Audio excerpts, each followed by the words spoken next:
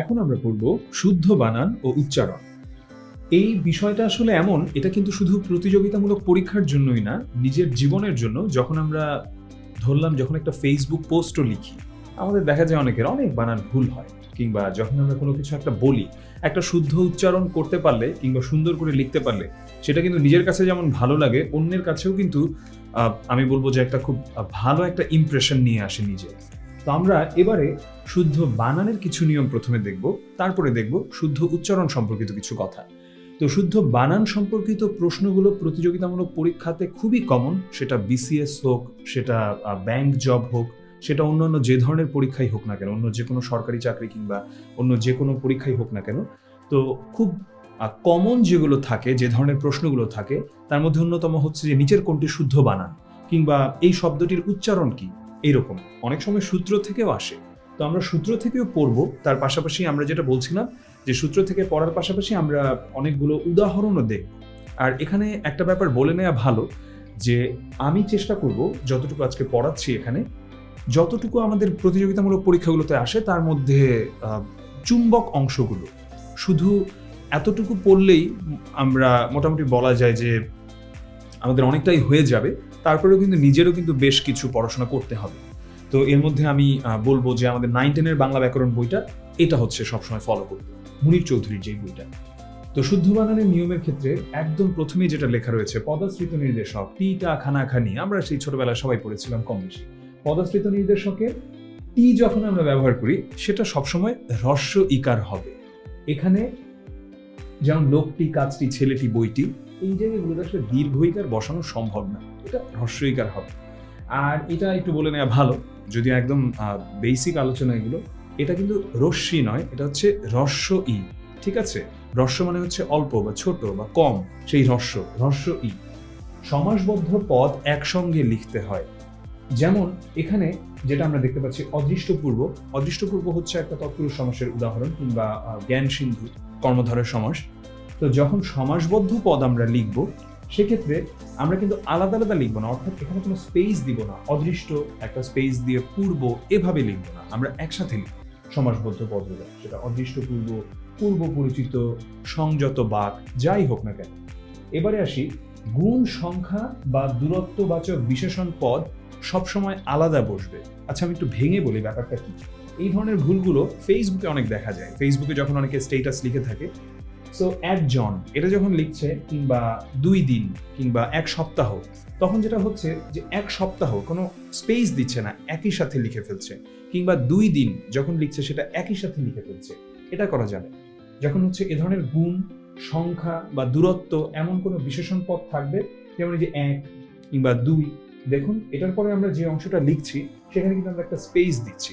তো লেখার সময়ও আমরা এই আলাদা আলাদাভাবে লেখার যে চর্চাটা, এটা কিন্তু রাখবো। এবারে আমরা দেখব সর্বনাম, বিশেষণ ও ক্রিয়া বিশেষণ পদরূপে কি শব্দটি দীর্ঘ ইকার দিয়ে লেখা হয়, অন্য ক্ষেত্রে অব্যয় পদরূপে হ্রস্ব ইকার দিয়ে লেখা হয়। আমি বলবো যে একদম সহজভাবে আমি কি আর কি এর যেই বিতর্কটা অনেকের মধ্যে বা যে সন্দেহটা থাকে যে আসলে কোথায় হ্রস্ব ইকার বসবে, কোথায় দীর্ঘ ইকার বসবে, এটা আমি একদম স্পষ্ট করে দিচ্ছি। কোনো প্রশ্নের উত্তর যদি হ্যাঁ বা না দিয়ে দেয়া যায়, সহজ কথায় মনে করি, ধরেন এখানে বললাম রহিম কি এসেছিল, আফতাব কি খেয়েছিল, এই ধরনের বাক্য যখন আমি বলছি, তো এটার উত্তর কি হ্যাঁ হতে পারে না? রহিম কি এসেছিল, আপনি বললেন যে না আসেনি, কিংবা আফতাব কি খেয়েছিল, হ্যাঁ খেয়েছিল। এটা হচ্ছে হ্যাঁ বা না, সম্ভব হচ্ছে কিন্তু হ্যাঁ বা না দিয়ে উত্তরটা দেয়া, এক্ষেত্রে হ্রস্ব ইকার বসবে। আর যখনই সেটা হ্যাঁ বা না দিয়ে উত্তরটা দেয়া যাবে, যেমন এখানে আমি বললাম আপনাকে, ধরুন যে আপনি এই মুহূর্তে কি করছেন, এটার উত্তর কি হতে পারে হ্যাঁ কিংবা না? সেটা তো হতে পারে না। আপনি এই মুহূর্তে ক্লাস দেখছেন, কিংবা আপনি এই মুহূর্তে পড়াশোনা করছেন, এমন কিছু একটা। এই অংশগুলোতে দীর্ঘ ইকার হবে, এছাড়া অন্যান্য যা রয়েছে সব জায়গাতে হ্রস্ব ইকার হবে। প্রত্যয় ও বিভক্তিহীন শব্দের শেষে সাধারণভাবে অনুস্বার ব্যবহৃত হবে।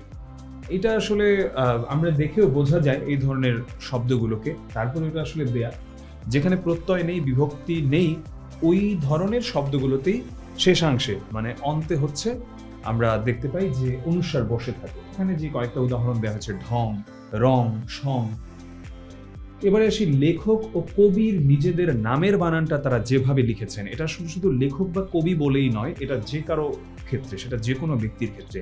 নামের বানানের ক্ষেত্রে কিন্তু আমরা কখনোই ব্যাকরণ খুঁজতে যাব না।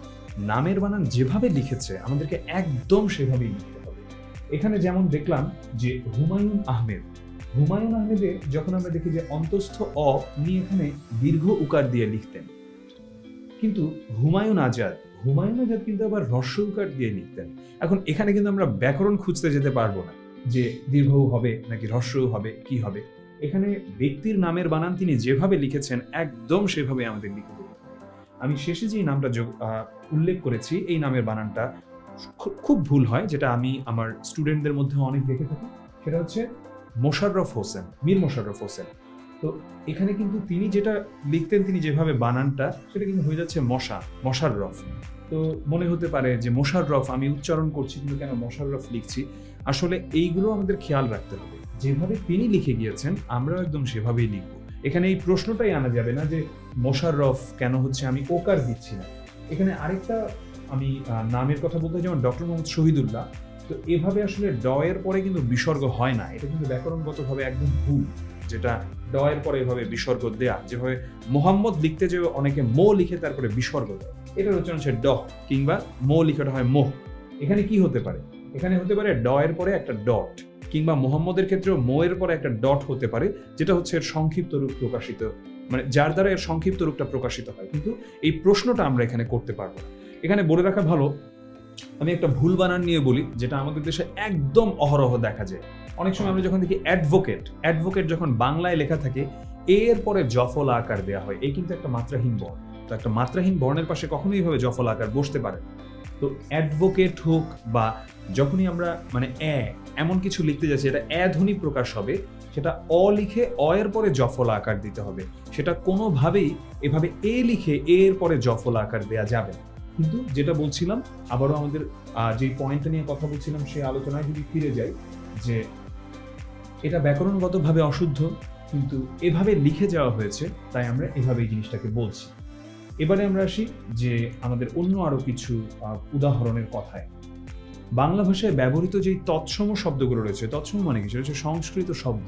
হুমায়ুন আজাদ স্যার একটা কথা বলেছিলেন, বাংলা হচ্ছে সংস্কৃতের দুষ্ট মেয়ে, মানে হচ্ছে মা যদি হয়ে থাকে সংস্কৃত, বাংলা হচ্ছে সেই তার কন্যা। তো কন্যা হচ্ছে মায়ের সব কথাকে ফলো করতে পারেনি, একটু একটু জায়গাতে একটু পথভ্রষ্ট হয়ে গেছে, বা এমন আর কি, মানে দুষ্টামি করলে যেটা হয় বাচ্চারা। তো এটা তিনি বলেছিলেন মজা করে একবার। তো বাংলা ভাষায় যেই সংস্কৃত শব্দগুলো রয়েছে, অনেক সংস্কৃত শব্দ রয়েছে, আমরা সচরাচর যে কথাগুলো বলছি এর মধ্যে অনেক সংস্কৃত শব্দ চলে আসে। তো সেখানে আমরা দেখব যে যেই সংস্কৃত শব্দগুলো আমরা পাবো, সেগুলোর বানান প্রতিটা সময় একদম অবিকৃত ও অপরিবর্তিত থাকবে, কোনোভাবেই পরিবর্তন হবে না। যে সংস্কৃত শব্দগুলো রয়েছে বা তৎসম শব্দগুলো রয়েছে, চন্দ্র, সূর্য, একদম একদম কমন। এটা আমি যেই শব্দের ক্লাসটা নিয়েছি সেখানে কিন্তু এগুলো নিয়ে আমি একদম বিস্তারিত আলোচনা করেছি, শব্দের উৎপত্তি নিয়ে কথা বলেছি।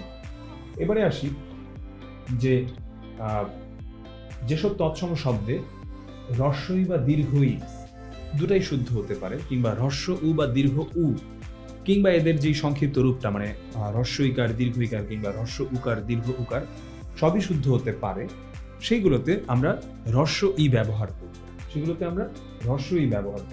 যেমন এখানে আমরা দেখছি যে তরণী, ধমনী। তো ধরলাম যে এখানে হচ্ছে উষা, এটাতে দীর্ঘ উ, এটাও শুদ্ধ, হ্রস্ব উ, এটাও শুদ্ধ। তো সেক্ষেত্রে আমরা হ্রস্ব উটাই ব্যবহার করবো আর কি। আমি এক্ষেত্রে একটা উদাহরণ দিব, যে আমরা অনেক সময় অনেক কবি সাহিত্যিকের লেখা নিয়ে আমরা কিছু কিছু সময় একটু দ্বিধায় পড়ে যাই। যেমন আমি একটু আগের স্লাইডেই যাই, আমার খুব প্রিয় একজন কবি হচ্ছেন রুদ্র মোহাম্মদ শহীদুল্লাহ, আমার সবচেয়ে প্রিয় কবি বলা যেত। তো রুদ্র মোহাম্মদ শহীদুল্লাহর নিজস্ব কিছু বানান রীতি ছিল, নয়ের ব্যবহার নিয়ে এবং অন্যান্য আরো কিছু ব্যবহার নিয়ে। তো এটা আসলে আমরা সেটা কবির নিজস্ব একটা পছন্দ। ধরলাম যে রুদ্র মোহাম্মদ শহীদুল্লাহ তিনি মনে করতেন যে দুইটা ন আনার কি দরকার, এটা হচ্ছে একটা বাহুল্য, আচ্ছা আমি একটা নয় ব্যবহার করবো সবসময়, বা নয়ের উচ্চারণে তো কোনো পার্থক্য নেই, ভাষাকে শুধু শুধু সেটাকে জটিল করার দরকারটাই বা কি। এখন এটা কিন্তু কবির একান্ত নিজের অভিমত, আমরা কিন্তু এটাকে আবার ব্যাকরণের সাথে তুলনা করতে, মানে ব্যাকরণের সাথে কিন্তু আমরা তুলনা করে এটাকে বলতে পারি। তাই আমরা লক্ষ্য রাখবো যে যেসব তৎসম শব্দে হ্রস্বই বা দীর্ঘই, হ্রস্ব বা দীর্ঘ কিংবা এদের যে সংক্ষিপ্ত রূপ অর্থাৎ কার সম্ভব, সেখানে আমরা হ্রস্বই বা হ্রস্ব উ বা তাদের যেই কার চিহ্ন সেটা ব্যবহার করব। আমি আশা করি যে এটা আমরা বুঝতে পেরেছি। এবারে আমি যাচ্ছি যে রেফের পর কোনো কোনো জায়গাতে দেখা যায় যে ব্যঞ্জন বর্ণের দ্বিত্ব হয়ে থাকে, ব্যঞ্জন বর্ণের দ্বিত্ব হয়ে থাকে, যেটা ভুলভাবে হয়ে থাকে, যেটা কখনোই শুদ্ধভাবে রেফ যেখানে রয়েছে সেখানে ব্যঞ্জন বর্ণের দ্বিত্ব হতে পারে না। তো আমি একটা এখানে একটা উদাহরণ দিব, যে উদাহরণটা আমরা অনেক সময় দেখতে পাই, মূর্ছা। এই মূর্ছা শব্দটা আজকাল ইন্টারনেটে অনেক সময় দেখা যায় যে মূর্ছা লিখেছে যে সেখানে ছয়ের সাথে মানে কিভাবে যেন এটা অনেকে লিখছে চ ছ একটা মানে যুক্ত বর্ণ হিসেবে লিখছে বা এমন, কিংবা ধরলাম যে অন্য কোনো কর্তা লিখছে এখানে তয়ে ত এভাবে লিখছে। কিন্তু আমাদের মনে রাখতে হবে যে রেফের পরে দ্বিত্ব হতে পারে না, অর্থাৎ রেফের পরে যেই বর্ণটা রয়েছে সেটা একাক্ষর হবে, এখানে মানে একটা অক্ষর হবে, ব্যঞ্জন বর্ণের দ্বিত্ব হবে। বার্তা, অর্ধ, অর্থ, সূর্য, সৌন্দর্য, গর্জন যা আছে তাই। দেশ, জাতীয় ভাষার নামের ক্ষেত্রে ভালো মতো মনে রাখতে হবে আমাদের এটা, যখন আমরা কোনো দেশের কথা বলছি কিংবা কোনো জাতির কথা বলছি কিংবা কোনো ভাষার কথা বলছি, সেক্ষেত্রে আমরা হ্রস্ব ই লিখব নাকি দীর্ঘ ই লিখব, বা হ্রস্ব উ লিখব নাকি দীর্ঘ উ লিখব। আমরা হচ্ছে এগুলো সবসময় এটার যেই হ্রস্ব মানে ফর্মটা রয়েছে আমরা সেটা লিখব, অর্থাৎ হ্রস্ব ই লিখব বা হ্রস্ব উ লিখব। উদাহরণগুলো দিয়েছি ইংরেজি, ফার্সি, বাঙালি, দেশি এ ধরনের। কিন্তু ই প্রত্যয় মানে দীর্ঘই প্রত্যয় যুক্ত থাকলে দীর্ঘই কার হবে। এখানে হচ্ছে একটা জিনিস বলে নেওয়া ভালো যে আমাদের রেফের পরে কোথাও ব্যঞ্জন বর্ণের দ্বিত্ব হবে না, অর্থাৎ যখন আমরা একটা রেফ দেখতে পাচ্ছি কোনো একটা ব্যঞ্জন বর্ণের সাথে, সেক্ষেত্রে আমরা সেই ব্যঞ্জন বর্ণটাকে আবার ব্যবহার করব, বা সেখানে কোনো যুক্তাক্ষর বা এমন কিছু আনার যেই ব্যাপারগুলো রয়েছে, যেমন এই মূর্ছা এই শব্দটার কথাই বলি, এটা আমি সচরাচর অনেক ভুল দেখতে পেতাম ব্লগের বানানগুলোতে। এখন তো আসলে ব্লগের প্রচলনটাই খুব কমে গেছে, ফেসবুক পোস্টে এটা দেখা যায়, অনেকে হচ্ছে এখানে দ্বিত্ব লিখে ছয়ে ছয়ে একটা যুক্ত বর্ণ লিখে থাকে, কিংবা দেখা যায় অনেকে এমন অন্য কোনো একটা বর্ণ লিখছে, যেমন অন্য কোনো একটা শব্দ লিখছে, এখানে আমি একটা উদাহরণ লিখলাম যেমন কর্তা, আমি এমন উদ্ভট বানানো দেখেছি বা দেখে থাকি মাঝে মধ্যে যে মানুষ এখানে তয়ে ত লিখে থাকে, কিন্তু রেফ যখন হচ্ছে তখন কিন্তু সেখানে দ্বিত্ব হবার কোনো প্রশ্নই আসছে না। সেটা আমার যে একটা যে বর্ণ আমি দেখতে পাচ্ছি সে একটা বর্ণ এখানে বসবে। দেশ, জাতি ও ভাষার নামের ক্ষেত্রে হ্রস্ব ই এবং হ্রস্ব উ লিখতে হবে, এখানে কিন্তু কোনোভাবেই দীর্ঘ ই বা দীর্ঘ উ হবে না, যেমন ইংরেজি, দেশি, ফার্সি এগুলো। এখানে কিছু ব্যতিক্রম রয়েছে, যেমন চীন, শ্রীলঙ্কা, মালদ্বীপ। আবার আমরা যখন এশীয় কিংবা দেশীয় এরকম লিখছি, সেক্ষেত্রে কিন্তু আবার দীর্ঘ ইকার দিয়ে লিখতে হবে, সেক্ষেত্রে কিন্তু সেটা হ্রস্ব ইকার হবে না। এবারে আমরা আসছি যে অন্তে কোনো বিসর্গ থাকবে না। অন্ত এটার মানে কি? আদি হচ্ছে শুরু, অন্ত হচ্ছে শেষ। অন্তে কোনো বিসর্গ থাকবে না মানে হচ্ছে শেষে যখন আমরা একটা শব্দ লিখি শেষে কিন্তু বিসর্গ বসে না, কিন্তু এটা খুবই খুবই কমন একটা ভুল, খুবই কমন ভুল। ফেসবুক পোস্টে তো এই ভুল মানে অহরহ, প্রায়শ এটাতে দেখা যায় অনেকে হচ্ছে শেষে একটা বিসর্গ লিখে, কিংবা মূলত এটার পরও খুবই দেখা যায়, বস্তুত এটাও দেখা যায়, তো পুনঃ পুনঃ এগুলোতেও দেখা যায়। তো এখানে আমরা একদম সহজ কথা, শেষে কোনো বিসর্গ বসবে না, ব্যাস শেষ। তদ্ভব দেশি বিদেশি, তদ্ভব দেশি বিদেশি এবং মিশ্র শব্দে কেবল হ্রস্ব ই এবং হ্রস্ব উ এবং এদের কার চিহ্ন ব্যবহৃত হবে। সহজ কথা আমি যেটা বলছিলাম যে তদ্ভব দেশি বিদেশি মিশ্র শব্দ, এগুলোতে আমরা যখনই দেখবো আমরা দীর্ঘ ইকার বসাবো না, এগুলোতে হ্রস্ব ইকার বসাবো। কুমির, সরকারি, তরকারি, ফরিয়াদি, কুঁড়ি যাই হোক না কেন। নিশ্চয় অর্থে ব্যবহৃত ই প্রত্যয় শব্দে, ই প্রত্যয়টা সেটা শব্দের সঙ্গে কার হিসেবে বসবে না, সেটা বসবে একটা অক্ষর হিসেবে, মানে সেটা পূর্ণ বর্ণ হিসেবে হচ্ছে সেটা এখানে বসবে। যেমন আজি বললাম যে আজি বিলটা দিয়ে দিতে হবে, এই যে বললাম যে আজি বিলটা দিয়ে দিতে হবে, আমি কিন্তু একদম নিশ্চিত অর্থে এটা বললাম আজকের কথাটা যে আজি বিলটা দিয়ে দিতে হবে। এখানে আমরা বর্গীয় জয়ের সঙ্গে হ্রস্ব ইকার ব্যবহার করব না, বরং বর্গীয় জয়ের সঙ্গে হ্রস্ব ই ব্যবহার করব। তৎসম শব্দের বানানে মূর্ধন্য ন ব্যবহৃত হবে, অর্থাৎ যখন আমরা এমন সংস্কৃত যেই শব্দগুলো রয়েছে সেগুলো যখন আমরা লিখছি সেগুলোর ক্ষেত্রে আমাদের মূর্ধন্য ন সবসময় ব্যবহার করতে হবে। সেখানে মূর্ধন্য ন ছাড়া অন্য কোনো কিছু আসলে ব্যবহার করা যাবে না। যেখানে মূর্ধন্য ন রয়েছে, আর আমরা তো এটা নত্য সত্যবিধানের, এখানে আমি বিস্তারিত আলোচনায় যাব না। নত্য সত্যবিধানের যে ভিডিওগুলো রয়েছে 10 মিনিট স্কুলের, আমি বলবো সেগুলো দেখে নিতে। নত্য সত্যবিধানেও কিন্তু আমরা খুব সুন্দর মতোই পড়ে থাকি যে মূর্ধন্য ন শুধু সংস্কৃত শব্দগুলোতে, অর্থাৎ তৎসম শব্দগুলোতেই কিন্তু শুধু আমরা দেখতে পাই। তৎসম শব্দের বানানে মূর্ধন্য স ব্যবহৃত হবে, যেমন ঋষি, কৃষ্ণ, সুষুপ্ত, মাত্র যে কথাটা বলছিলাম, মূর্ধন্য ন, মূর্ধন্য স, এগুলো বসে তৎসম শব্দের সঙ্গে। মূর্ধন্য ন, মূর্ধন্য স কেন এখানে আলাদা করে লিখেছি? আলাদা করে লিখেছি, আবার বললাম, একদম খুব বেসিক একটা আলোচনার জন্য, আলোচনা না, খুব বেসিক একটা জিনিস মনে করিয়ে দেওয়ার জন্য। আমরা ছোটবেলায় একটা ভুল শিখে থাকি, অনেক জায়গাতে আমরা পড়ে থাকি, এটা হচ্ছে পেট কাটা স, কিংবা মদিনার স, কিংবা আরো অনেক উদ্ভট নামে, কিন্তু এটা আসলে এমন কিছুই না, এটা হচ্ছে মূর্ধন্য স। সহজ কথায় মূর্ধন্য স। একইভাবে এটাও মদিনান্ন না, আসলে এখানে মানে মদিনান্ন, কিংবা আমি এমনও অনেক সময় শোনা যায় শুদ্ধ করে মধ্যাহ্ন, এমন কিছুই নয়, এটা হচ্ছে মূর্ধন্য ন। তো আমরা এই ব্যাপারগুলো একটু লক্ষ্য রাখবো। এবারে আসি ইংরেজির মাধ্যমে যখন আগত, মানে ইংরেজির মাধ্যমে আগত যেই শব্দগুলো বাংলায় এসেছে, সেখানে হচ্ছে আমরা কোথায় দন্ত স ব্যবহার করব, কোথায় তালব্য স ব্যবহার করব। মূর্ধন্য স কিন্তু ব্যবহার হবে না। বাই দ্য ওয়ে, যেটা আমরা একটু আগে বললাম যে মূর্ধন্য স ব্যবহার হবে না, কেন? কারণ হচ্ছে মূর্ধন্য স শুধু তৎসম শব্দে ব্যবহার হয়ে থাকে, তো বিদেশি শব্দে তো ব্যবহার হওয়ার প্রশ্নই আসে না। ইংরেজি তো বিদেশি ভাষা থেকেই, মানে ইংরেজি তো বিদেশি ভাষা, তো ইংরেজি যে শব্দগুলো এসেছে সেগুলো তো বিদেশি শব্দই আমাদের কাছে।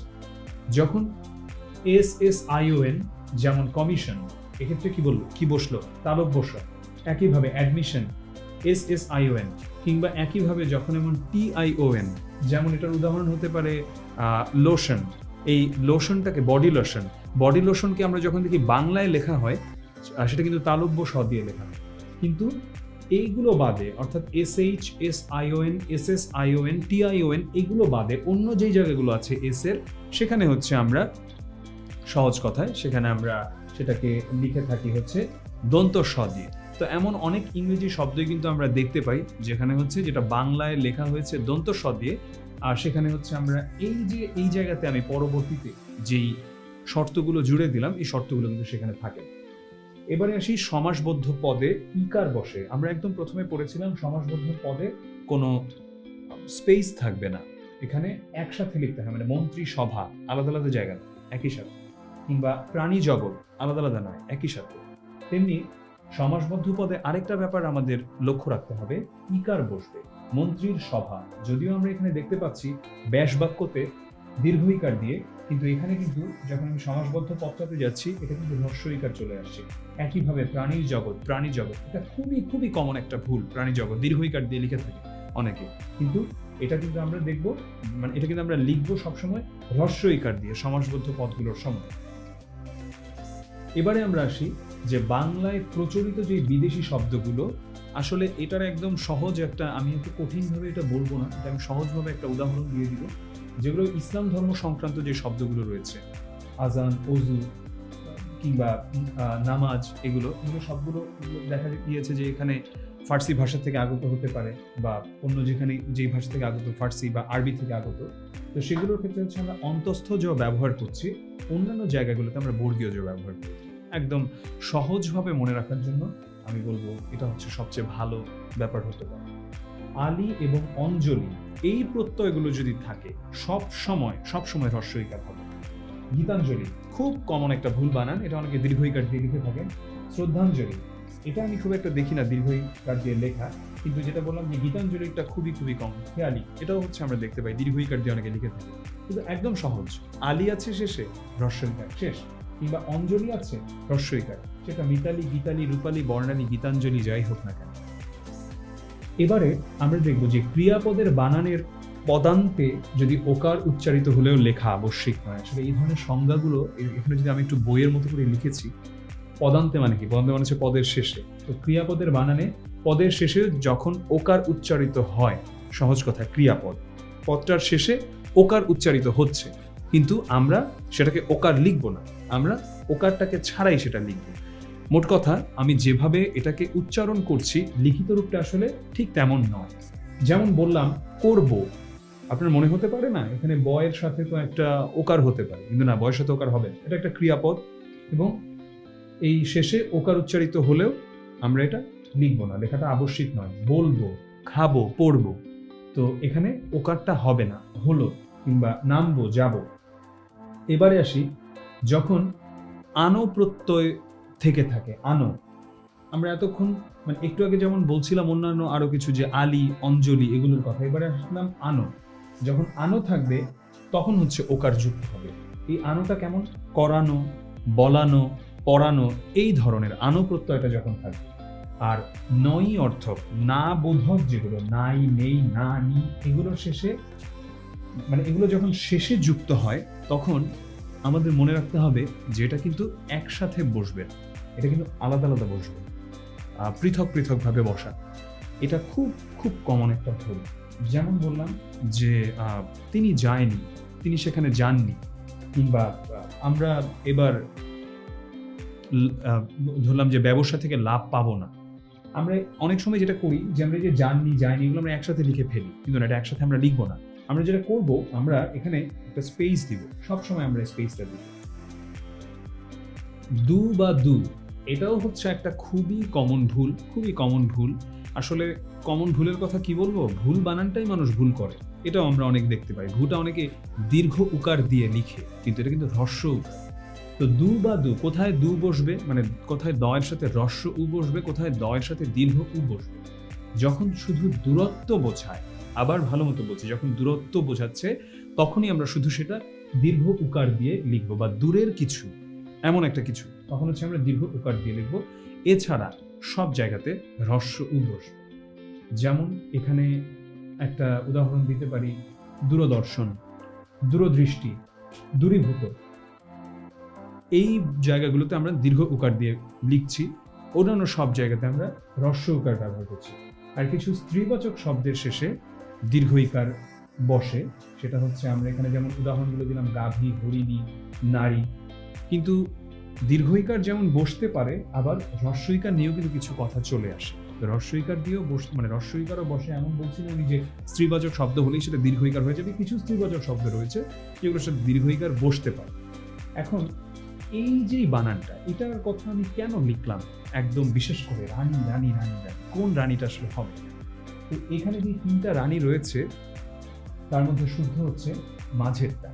এখন প্রশ্ন আসতে পারে, কেন মাঝেরটা, মানে কেন হচ্ছে অন্য কোনোটা নয়? প্রথম কথা হচ্ছে, রানী শব্দটা কোথা থেকে এসেছে? রানী শব্দটা এসেছে তৎসম শব্দ রাজ্ঞী থেকে। তো সেই রাজ্ঞী থেকে যখন রানী শব্দটা এসেছে, এটা কিন্তু রানী কিন্তু সরাসরি কোনো তৎসম শব্দ নয়, রাজ্ঞী থেকে এটার উৎপত্তি। তো আমরা জানি যে মূর্ধন্য ন বসে কোথায়? তৎসম শব্দ। প্রথমেই অপশন 3 বাদ, মূর্ধন্য ন বসবে না, কারণ এটা তৎসম শব্দ নয়। এবারে আসলাম যে এটা কি দীর্ঘইকার বসবে, না হ্রস্বইকার বসবে, না কি বসবে? এটা কি তৎসম শব্দ? প্রথম কথা হচ্ছে না, এটা তৎসম শব্দ না। আমরা কি পড়েছিলাম? আমরা একটু আগেও পড়েছিলাম যে আমাদের যে মিশ্র শব্দ কিংবা তৎসম শব্দ বাদে যে অন্যগুলোর কথা বলছিলাম, হ্রস্বইকার বসে, সেটা আমরা পড়ছিলাম। তো সহজ কথায় হ্রস্বইকার যেটা, সেটা হচ্ছে বসবে। তাই এই ভুলটা আমরা অনেকেই করে থাকি, মূর্ধন্য ন দিয়ে লিখি কিংবা দীর্ঘইকার দিয়ে লিখি, কিন্তু রানীর শুদ্ধ যেই বানানটা সেটা হচ্ছে হ্রস্বইকার দিয়ে লেখা। আর আমি তো বলেই দিলাম ব্যাখ্যাটা, এটার উৎপত্তি স্থল এবং এটা তৎসম শব্দ নয়। তাই এটা আমাদের কাছে একদম পরিষ্কার যে কেন এখানে মূর্ধন্য ন বসবে না আর কেন এখানে হ্রস্বইকার বসবে। এবারে খুবই প্রচলিত কিছু ভুল, প্রচলিত কিছু অশুদ্ধ শব্দের শুদ্ধ বা যেই অংশটা রয়েছে আমরা সেটা নিয়ে একটু দেখবো এবং আমরা কথা বলবো। পুনর্গঠন, আবার একটা জিনিসকে গঠন করা, এটাতে মূর্ধন্য ন বসিয়ে থাকে অনেকেই, এটা মূর্ধন্য ন হবে না, এটা দন্তন্য হবে। একইভাবে পুনর্বাসন, মহীয়সী, দুটাই দীর্ঘইকার হবে। কোষ্ঠ থেকে অনেকে লিখে, এটা আসলে হয় কোস্ট, যে কোস্ট গার্ডের কোস্ট। এবং মানে এটা আমরা নিজেরাও যখন আসলে অনেক সময়, আমি বলছি না যে উচ্চারণটা এমন হবে, উচ্চারণও ভুল করে অনেকেই, কারণ অনেকে খুব হয়তো বা দেখা যাচ্ছে যে আমরা অনেকে ভুল করে উচ্চারণ করে ফেলছে কিংবা খুব স্টাইল করি। বৃষ্টি, এটা আসলে বৃষ্টি, ঠিক আছে? বা এটাতে হয়তো দেখা যাচ্ছে যে দন্তস্ব ব্যবহার করছি, কিন্তু আমরা কিন্তু নত্য সত্য বিধানে এটা পড়েছি যে ত থ, সেখানে কিন্তু আমরা মূর্ধন্য স দেখতে পাই। তেমনি শারীরিক, এটা হচ্ছে দীর্ঘইকার হ্রস্বইকার। দুর্বা, দুর্গা, এই দুইটা কিন্তু অনেক কমন ফুল। দুর্গা পূজা, সেখানে দেখা যাচ্ছে অনেকে দীর্ঘ উকার দিয়ে দিচ্ছে, এটা দীর্ঘ উকার না, এটা হ্রস্ব উকার। একইভাবে দুর্গা ঘাস হচ্ছে দীর্ঘ উকার, হ্রস্ব উকার নয়। এখন আমরা যে শব্দটা দেখতে পাচ্ছি সেটা হচ্ছে ব্রাহ্মণ। এই বানানটা তো আমরা অনেকে ভুল করি, আমরা কিন্তু এখানে আরেকটা জিনিস ভুল করে ফেলি, সেটা হচ্ছে এটার উচ্চারণটা। আমরা বলি ব্রাহ্মণ, এটার উচ্চারণ কিন্তু ব্রাহ্মণ নয়, এটার উচ্চারণ হচ্ছে ব্রাহ্মণ। আর এখানে কিন্তু ক্ষীয় নয়, এটা ক্ষীয় না, এটা হচ্ছে হয়ম, হ যোগ ম, আর শেষে তো মূর্ধন্য ন অবশ্যই। পৈতৃক, এটাও হচ্ছে আমরা অনেক সময় দেখা যায় যে এভাবে লিখে ফেলি, এভাবে নয়, এটা হচ্ছে এভাবে হবে, অর্থাৎ রফলা দিয়ে নয়, এটা রিকার দিয়ে হবে। লবণ, মূর্ধন্য ন হবে। ঝর্ণা, এটা কিন্তু একটা খুবই কমন ভুল, আমরা এটাকে রেফ দিয়ে লিখে থাকি, কিন্তু এটা হচ্ছে একে তো হবে দন্তন্য, অন্যদিকে এটা কিন্তু বয়শূন্য র হবে। নূতন, এটা হচ্ছে দীর্ঘ উকার হবে। নূপুর, এটাও হচ্ছে দীর্ঘ উ হ্রস্ব উ, এভাবে হবে। সুষম, এটাও হচ্ছে আমরা দেখতে পাচ্ছি মূর্ধন্য স বসবে, এখানে দন্তস্ব বসবে না।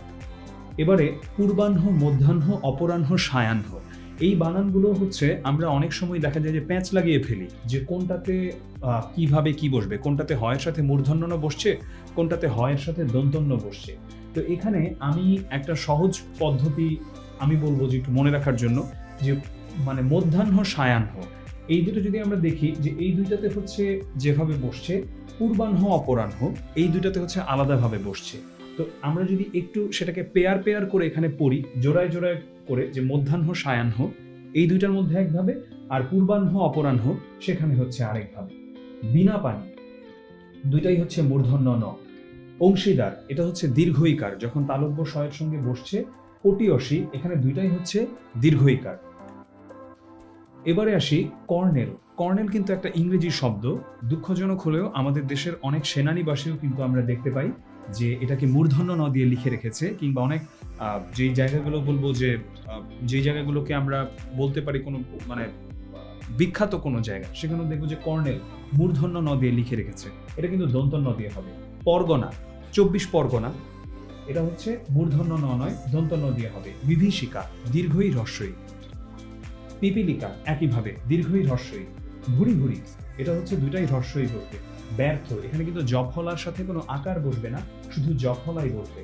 প্রাতরাশ, খুবই কমন একটা ভুল, আমরা যেখানে আমরা দেখা যায় তয়ের পরে একটা বিসর্গ বসিয়ে ফেলি, কিন্তু এখানে কোনো বিসর্গ হবে না, এটা তয়ের সাথে সরাসরি বসে যাবে পরের অংশটা। এবারে আমরা দেখছি কোন বানানটি শুদ্ধ কি অশুদ্ধ, সেটা কোনটি শুদ্ধ বানান। আমি আশা করি এতক্ষণে শিক্ষার্থীরা জেনে গেছে যে এখানে কোনটা শুদ্ধ, আমি উত্তরটা দেবো না।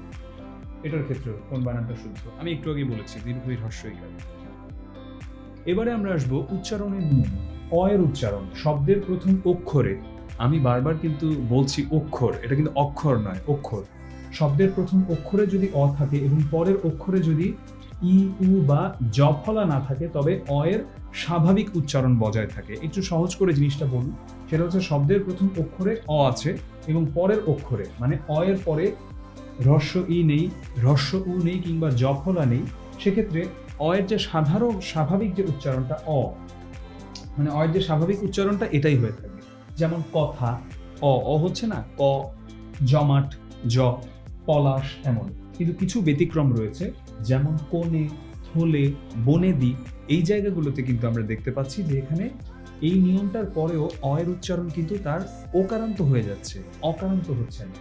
পরের ধ্বনিটি হলন্ত হলে এবং তারপর ই, উ, রি বা জফলা না থাকলে আদ্য অ এর উচ্চারণ স্বাভাবিক থাকে।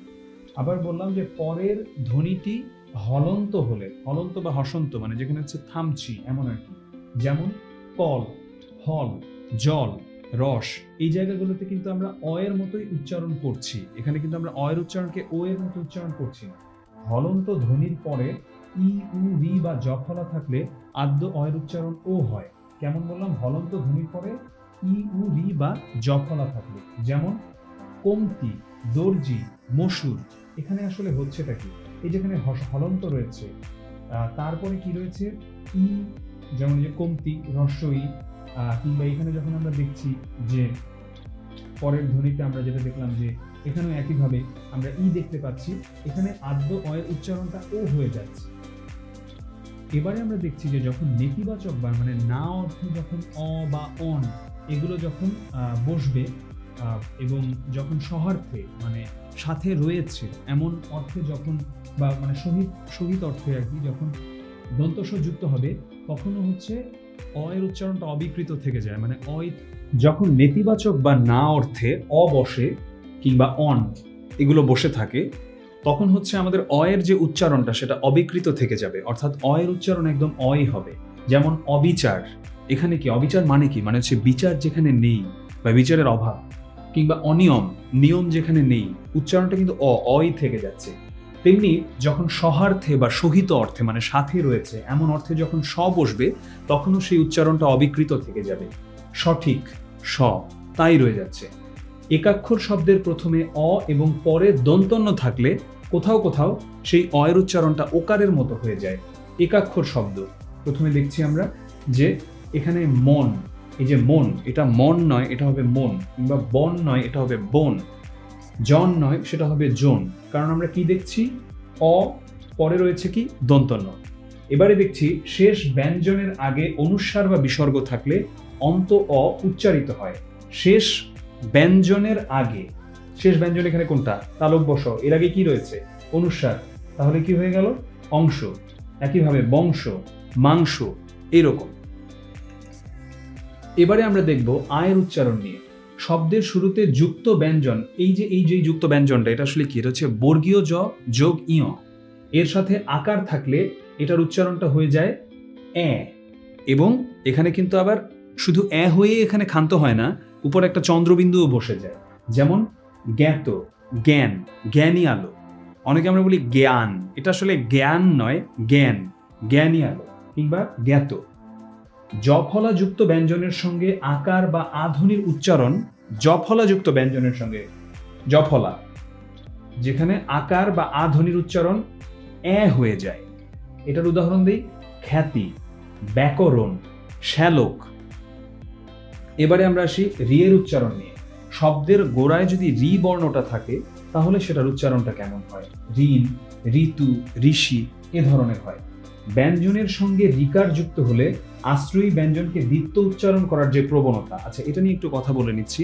যখন আমাদের ব্যঞ্জনের সঙ্গে রিকার হচ্ছে, রিকার যখন থাকছে ব্যঞ্জনের সঙ্গে, তো সেখানে যে আশ্রয়ী যে ব্যঞ্জনটা রয়েছে তারপরে, সেটা হচ্ছে আমরা দেখতে পাই যে সেখানে আলতোভাবে উচ্চারণটা করতে হয়, মানে একদম দ্বিত্ব না করে জিনিসটা উচ্চারণটা একটু আলতো হয়, আবৃত্তি কিংবা আকৃষ্ট এইরকম। তো এবারে আমরা আরো কিছু উচ্চারণের নিয়ম দেখব। যেমন আমরা যদি এর উচ্চারণের কিছু নিয়ম দেখি, শব্দের গোড়ায় এ বা একারের পর অ বা আ থাকলে এ বা একারের উচ্চারণ অনেক জায়গাতে এ হয়। জিনিসটা কি, জিনিসটা হচ্ছে শব্দের গোড়ায় এ বা একারের পর যদি অ বা আ থাকে, যেমন এখানে কি ছিল এ হচ্ছে উচ্চারণে এখন, এখানে কি হয়েছে, এখানে কিন্তু অ রয়েছে, এর পরে খ মানে তার সাথে একটা আমরা অধ্বনি পাচ্ছি, সেটা এ হয়ে যাচ্ছে, এখন, এমন, বেটা, এরকম। অনেকে কিন্তু বলে বসে বেটা, বেটা নয়, এটা হচ্ছে বাংলায় এটার উচ্চারণ হচ্ছে বেটা। শব্দের গোড়ায় একারের পরে যদি অং ধ্বনি থাকে, তো অং ধ্বনি থাকলে তারপরে যদি ই বা উ ধ্বনি থাকে, তাহলে এই একারের উচ্চারণটাও অনেকটা এর মতো হয়ে যায়। শব্দের গোড়ায় একার রয়েছে, আচ্ছা এটা দেখাই, ল্যাংড়া, ল্যাংড়া আম, আমরা যেটা খুব সচরাচর খেয়ে থাকি গ্রীষ্মকালে আমের সিজনে, ল্যাংড়া আম। তো এখানে একারের পরে অং ধ্বনি এমন তো রয়েছে, সেই জন্যই কিন্তু একারটার আমরা লেংড়া বলি না, এটাকে আমরা বলছি ল্যাংড়া। একইভাবে খেংরা বলি না, আমরা এটাকে বলি খ্যাংরা। কিন্তু ই বা উ থাকলে এর স্বাভাবিক উচ্চারণটা বজায় থাকে। কি বললাম, যদি ই বা উ থাকে, অর্থাৎ এখানে কিন্তু আমরা দেখছিলাম যে কি এখানে রয়েছে ই বা উ, কিন্তু এখানে নেই। পরেরটাতে হচ্ছে ই যখন আসছে তখন কি হচ্ছে খেংরি বা লেংরি, তখন কিন্তু আমরা এটাকে খ্যাংরি বা ল্যাংরি বলছি, যেভাবে আমরা ল্যাংড়া বলছিলাম। তার মানে আমরা কি বুঝলাম, যে একারের পরে অং ধ্বনি থাকলে তারপর ই বা উ ধ্বনি থাকলে এটার উচ্চারণ হয়ে যাবে এ। শব্দের গোড়ায় এ বা একারের পর যদি অ বা আ থাকে, এটা আমাদের একটু দেখার মতো, কারণ এটা আমরা অনেক সময় ভুলও করি উচ্চারণের সময়। এ বা একারের উচ্চারণ অনেক জায়গাতেই এ হয়ে যায়। যেমন শব্দের গোড়ায় এ বা একারের পর, এই যেখানে এ রয়েছে, এরপরে যদি অ বা আ থাকে, সেটাতে হচ্ছে একারের উচ্চারণটা এ হয়ে যায়। যেমন এখানে রয়েছে কি এ, এরপরে কি রইল অ। এখন এটা কিন্তু আমরা এখন বলবো না, এটাকে আমরা বলবো এখন, অর্থাৎ এর উচ্চারণটা এ হয়ে যাচ্ছে, এর পরে যখন অ চলে আসছে। একইভাবে এখানে এ, তারপরে আমরা কি লিখছি আ। এটার উচ্চারণ কিন্তু আমরা বেটা বলবো না, বাংলায় এটার উচ্চারণ হচ্ছে বেটা। শব্দের গোড়ায় এ বা একার থাকলে এবং তারপর অ বা আ ছাড়া যদি অন্য স্বরধ্বনি থাকে, একদম সহজ করে বলি, এটা শব্দের গোড়ায় এ বা একার, এই যেখানে দেখতে পাচ্ছি, এবং তারপর অ নেই আও নেই, যেখানে এখানে ছিল অ ছিল বা আ ছিল, অন্য কোনো স্বরধ্বনি থাকলে সেটা কি হবে, এর যে উচ্চারণ রয়েছে তাই হবে। যেমন এটা কিন্তু বেশি, বেশি নয়, কিন্তু আগেরটাতে কি হয়ে যাচ্ছিল, এটা এ হয়ে যাচ্ছিল, এটা কিন্তু বেগুন, এটা কিন্তু বেগুন নয়, এটা একই, এটা কিন্তু একই নয়। এবারে আমরা আসি যে ব্যঞ্জন ধ্বনির কিছু উচ্চারণের কথায়। বাংলায় অসংযুক্ত অবস্থায়, মানে মোট কথা মূর্ধন্য নয়ের যে উচ্চারণটা, সেটা যখন অসংযুক্ত মানে সেটা যুক্ত বর্ণ হিসেবে থাকবে না, তখন আসলে এটার উচ্চারণ আর দন্ত নয়ের উচ্চারণের মধ্যে কোনো পার্থক্য নেই। চরণ, অরুণ, তরুণ দেখতে পেলাম। একইভাবে আমি যদি বলি যে মানে দন্ত ন দিয়ে যে উচ্চারণগুলো আছে, নদী, ন তো নয়, এটার উচ্চারণ স্থলে কোনো পার্থক্য নেই। আলাদা ধ্বনিগত পার্থক্য থাকলেও তালব্য স, মূর্ধন্য স, দন্ত স, এই তিনটার উচ্চারণ আসলে একই রকম হবে। যদিও ধ্বনিগত পার্থক্য থাকার পরেও যখন সেগুলো এককভাবে বসছে, তখন সবগুলোর উচ্চারণ হয় তালব্য স এর মতো। শাল, এটাতে শটা যেভাবে উচ্চারণ করছি, সুখ এখানে যেভাবে উচ্চারণ করছি, বিষ, এটাও একইভাবে আমি উচ্চারণ করছি। আমরা পার্থক্যগুলো পাবো যখন আমরা যুক্ত বর্ণে চলে যাব, তখন আমরা পার্থক্যগুলো পাবো। রিকার ও রফলা যুক্ত তালব্য স এর উচ্চারণ স এরকম হয়। এখন এখানে তাহলে আমি বলতে পারি যে এই তিনটার উচ্চারণটা কি, এটাও তো আমাদের একটু জানতে হবে, না হলে আমি কিভাবে বুঝবো যে এটা দন্ত স এর মতো উচ্চারণ হলো। রিকার ও রফলা এগুলো যখন থাকবে, তখন হচ্ছে এই সাউন্ডটার উচ্চারণ হবে যে স। যেমন এখানে আমরা যেটা বলছি শৃঙ্গ, শৃগাল, বিশ্রাম। এবারে আমি বলি যে এই তিনটা স এর উচ্চারণ কখন পাওয়া যাবে। সাধারণভাবে যখন আমরা উচ্চারণ করে থাকি, তিনটা স এর উচ্চারণ একই, তালব্য স, মূর্ধন্য স, দন্ত স। যখন আমরা ট বা ঠ এর সাথে উচ্চারণ করি, আমার সাথে সাথে একটু উচ্চারণ করুন, যেমন কষ্ট, নষ্ট, দেখুন স এর উচ্চারণ স্থলটা বদলে গেছে। এটা হচ্ছে মূর্ধন্য স এর প্রকৃত উচ্চারণ। আর দন্ত স এর প্রকৃত উচ্চারণ হচ্ছে স, স, সহজ কথায়। কিন্তু এটা আমরা কিছু কিছু বিদেশি শব্দের ক্ষেত্রে পাই, যেমন সালাম, সারওয়ার, নামের ক্ষেত্রে এটা দেখা যায়। আমরা কিন্তু তাকে কখনোই সালাম বা সারওয়ার বলি না কারো নাম। তো আর এটার উচ্চারণটা আরো একটা পাওয়া যায় যখন আমরা রফলা কিংবা রিকার যুক্ত করে থাকি। এবারে চ, ছ, বর্গীয় জ, ঝ এগুলোর আগে ইয় যুক্ত করলে দন্ত নয়ের মতো উচ্চারণ হয়, যেমন পঞ্চ, ব্যঞ্জন, এ ধরনের। এটা কি চ, ছ, বর্গীয় জ, ঝ এগুলোর আগে ইয় যুক্ত করলাম আমরা, এটার আগে ইয় যুক্ত করলে সেটা হচ্ছে দন্ত নয়ের মতো উচ্চারণ হয়। শব্দের মধ্যে বা শেষে বফলা যেটা থাকে, সেটা কিন্তু আমাদের অনুচ্চারিত থাকে, কিন্তু আশ্রয়ী যে ব্যঞ্জনটা থাকে সেটা হচ্ছে দুইবার উচ্চারণ হয় বা দ্বিত্ব ঘটায়। যেমন এখানে কি যে বফলা, আমরা এটাকে অসব, এটা তো আমরা বলি না, কিন্তু আশ্রয়ী যে বর্ণটা, আশ্রয়ী বর্ণ কি, তার সাথে কে আশ্রয় নিয়েছে, তালব্য স, এটার দ্বিত্ব হবে, এটা দুইবার উচ্চারণ হবে। অশ্ব, আশ্বিন, আশবিন, এটা তো আমরা বলছি না, কিন্তু কি হচ্ছে এখানে তালব্য সটা কিন্তু দ্বিত্ব হচ্ছে, দুইবার উচ্চারিত হচ্ছে। শব্দের গোড়ায় যখন মফলা উচ্চারিত হয় না, সেটা আশ্রয়ী বর্ণটা সামান্য নাসিক্য প্রভাবিত হয়ে ওঠে। যেমন এই যে এখানে আমরা দেখতে পাচ্ছি, যখন এই মফলাটা, আমরা কি এটাকে স্মারক বলবো কিংবা আমরা এটাকে স্মরণ বলবো, এমন তো বলবো না, আমরা যা আছে তাই বলছি, কিন্তু যে আশ্রয়ী বর্ণটা সেটা কিছুটা নাসিক্য প্রভাবিত হয়ে যাবে, অর্থাৎ সহজ কথায় চন্দ্রবিন্দু বসবে সেখানে। শ্মশান, স্মারক, স্মরণ, এমন। শব্দের মধ্যে বা শেষে জফলা কোনো যুক্ত ব্যঞ্জনের সঙ্গে যুক্ত হলে সেই জফলার উচ্চারণটাই আর হবে না। মধ্যে বা শেষে যে জফলাটা রয়েছে সেটা যখন একটা যুক্ত ব্যঞ্জনের সাথে যুক্ত হচ্ছে, যেমন সন্ধে, তা না, সন্ধ্যা, ঠিক আছে, এমন। এবারে আমরা দেখি কিছু অনুশীলনীর ব্যাপার। 10-এর আদ্য অয়ের উচ্চারণটা কি রূপ, এটা আমার মনে হয় যে যখন আমি উচ্চারণ করে দিলাম তাতেই উত্তরটা পেয়ে গেছে সবাই। নেত্রী এর একারের উচ্চারণ কি রূপ, তাও পেয়ে গেল। তো এই ছিল আমাদের মোটামুটি আজকের মতো যে উচ্চারণ এবং বানান নিয়ে যেই ক্লাসটা গেল, আর আমি যতটা সম্ভব সহজভাবে বুঝিয়ে বলার চেষ্টা করেছি। আমি যেই মানুষটাকে আমার এই উচ্চারণ বা বানানের জন্য তার সাথে আমার সামনাসামনি দেখার সৌভাগ্য হয়নি, যাকে মনে করি যে তিনি মানে তার অবদানটা অনস্বীকার্য, তিনি হচ্ছেন বাংলা উচ্চারণ অভিধানটায় প্রথমে আমরা যার নাম পাই, নরেন বিশ্বাস। তো নরেন বিশ্বাস স্যারের একটা খুব সুন্দর একটা উক্তি ছিল তার কিছু ক্লাসে, পরবর্তীতে যখন আমি তার কিছু রেকর্ডেড ক্লাস করি সেখানে হচ্ছে তার করা খুব বিখ্যাত একটা উক্তি হচ্ছে, মানে আমার কাছে খুব ভালো লেগেছিল কথাটা, যে সুশীতল সমীরণ লিখতে যদি শঙ্কা জাগে চিত্তে, লিখিস না, লিখে দিস ঠান্ডা হাওয়া। সুশীতল সমীরণ মানে কি? মানে হচ্ছে ঠান্ডা হাওয়া। তো আমরা যখন এই সংজ্ঞাগুলো দেখি, তো আমার মনে হয় যারা ব্যাকরণ বই লিখেন তাদের মধ্যে এই প্রবণতাটা আছে যে সহজ কথাটা একটু কঠিন করে লেখা। তো তার মধ্যেও আজকে যতটুকু সম্ভব সহজভাবে আমি একদম বুঝিয়ে দেবার চেষ্টা করেছি। আশা রাখি যে কোনো প্রতিযোগিতামূলক পরীক্ষায় বাংলা বানান এবং বাংলা উচ্চারণ সম্পর্কিত যেই প্রশ্নগুলো আসবে, আশা করা যায় যে আমরা সেই জায়গাগুলো খুব সুন্দর করে পার করতে পারব। সবার জন্য অনেক অনেক শুভকামনা।